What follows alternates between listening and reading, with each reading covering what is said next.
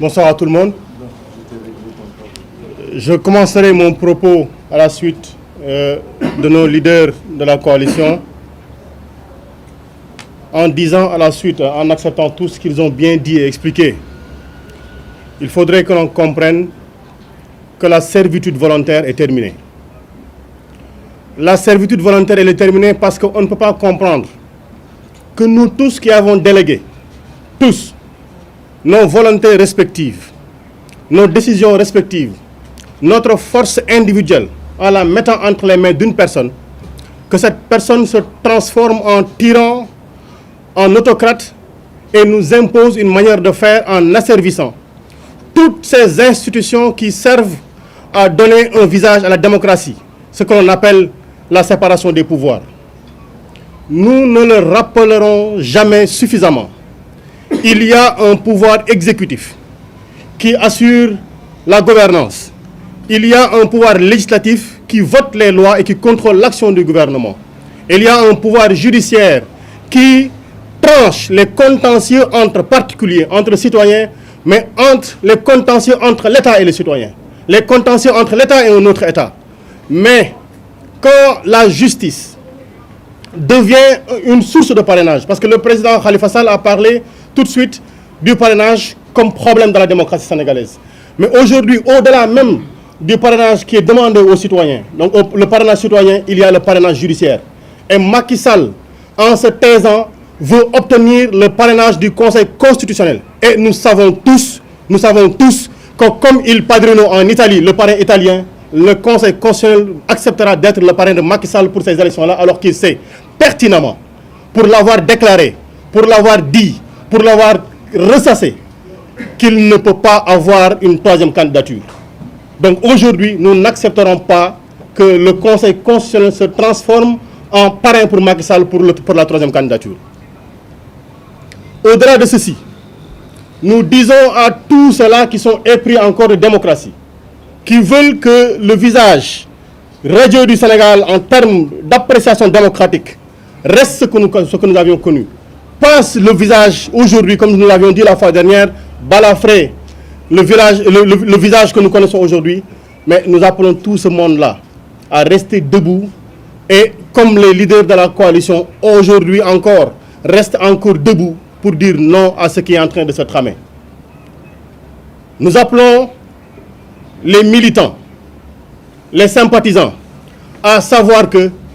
pour nous, il n'est pas moment de baisser les bras. Il n'est pas lieu de reculer parce que Macky Sall avait bien déclaré en 2011, et je ne fais que le citer en substance, que le combat contre ce régime antidémocratique se fera dans la rue, mais ce combat-là, on ne fait que lui répéter les enseignements qu'il nous a appris en 2011. On ne fait que citer ce qu'il a dit, ce qu'il a déclaré. Il nous faut être debout face à lui, parce que ce qu'il veut nous imposer, il n'est pas normal que dans ce Sénégal-ci que nous l'acceptions. Et nous ne l'accepterons pas, nous resterons debout. Donc,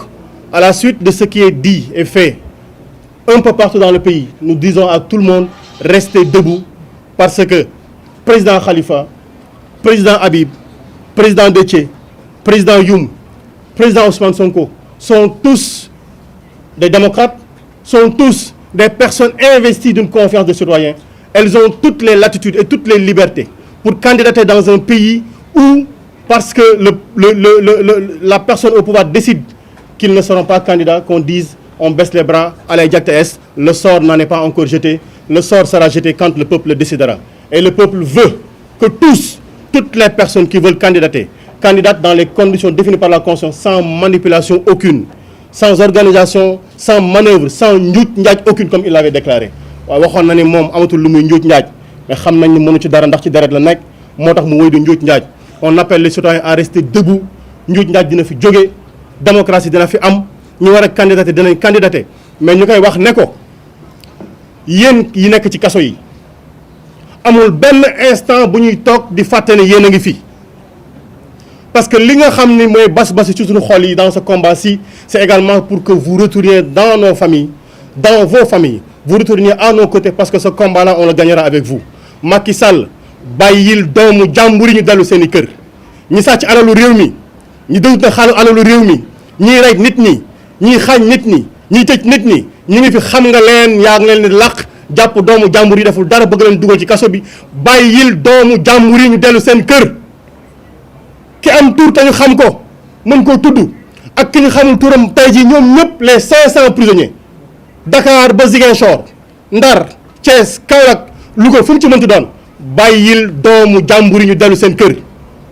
ils sont utiles là auprès de nous pour restaurer la démocratie bàyyi nañu dellu seen kër kenn du ci takk bracelet électronique bàyyi nañu dellu seen njaboot yi lii moo nekkoon kàddu yi ñu bëggoon a yëkkati ngeen baal ñu ak président jërëjëf salaamaaleykum wa rahmatullah.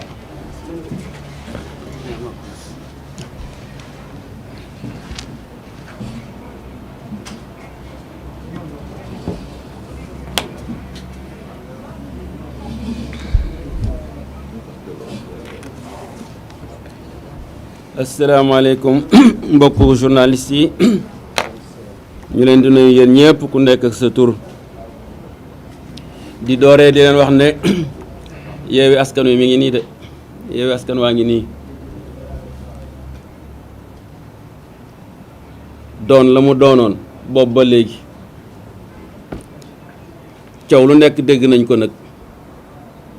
waane ñu ngi nii et c'est très important. Serigne Cheikh Tidiane Sy Al Maktoum radiyallahu anhu yàlla na yàlla yokk leeram moo doon wax ci Sénégal ngay gis nit toog ci ruq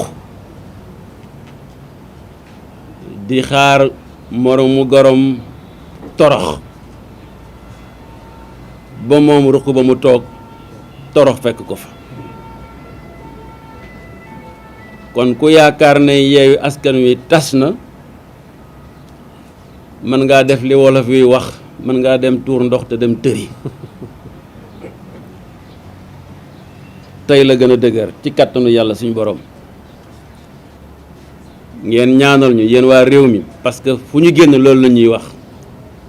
fexe leen ba li ngeen yore bu mu tas mukk ndaxte réew mi yëpp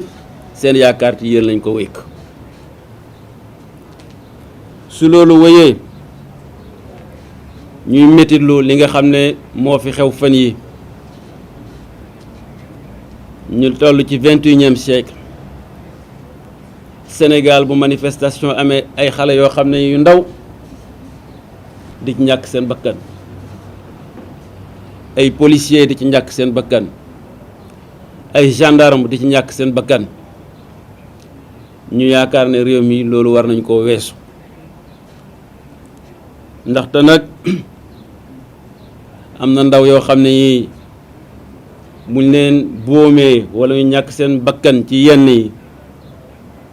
mooy tuer l'avenir soxlawuñu ko gendarme yi soxlawuñ ko policier soxlawuñ ko ñun soxlawuñ ko ndaw yi soxlawuñ ko damay wax toujours ne gis ngeen France ni mu mel manifestation yooyu ñooy gën a tar téeméeri yoon fii Sénégal mais doo dégg mukk ñu ne ndaw ñàkk na ca bakkanam ma répété waat ko te yaakaar naa ne suñu force de défense et de sécurité elles sont pas moins formées que les forces de défense et de sécurité de la France je ne le crois pas donc lu mën a am war nañoo mën a retenir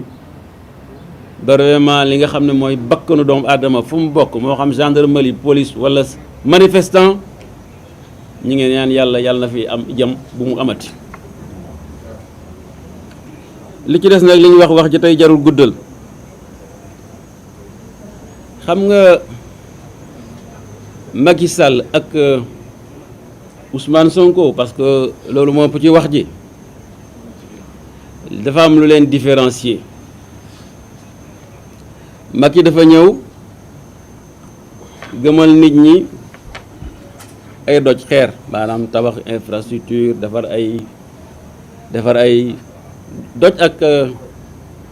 ak weñ daal moo ko mënee tuddee noonu yaakaar ne loolu mooy téye population ma ne ko xamuloo ne nag ñun benn doj rek la ñuy sujjootal ma nga ca màkkatul mu karam te ci loolu la ñuy dëgmul dinaa ci ñëwaat léegi. Mais la force de Ousmane Sonko c'est que bi mu ñëwee dafa jël xolu xale yi nga xam ne ñu ngi soog a agsi ci scène bi mu jëmbat ca bëgg sa réew te xam nga xol boo xam ne bëgg sa réew moo fa jëmbatu ku jafe téye la doo tiit doo ragal yaakaar nga ne sa réew fu nekk mën nga ko fa yóbbu ci ngëneel moom la jàmbaare ca Jolof di wax bu saxee sa xol ñu ne ñaari lawar weer balu kënu boo ma koy ràttax tim duma tee ñëw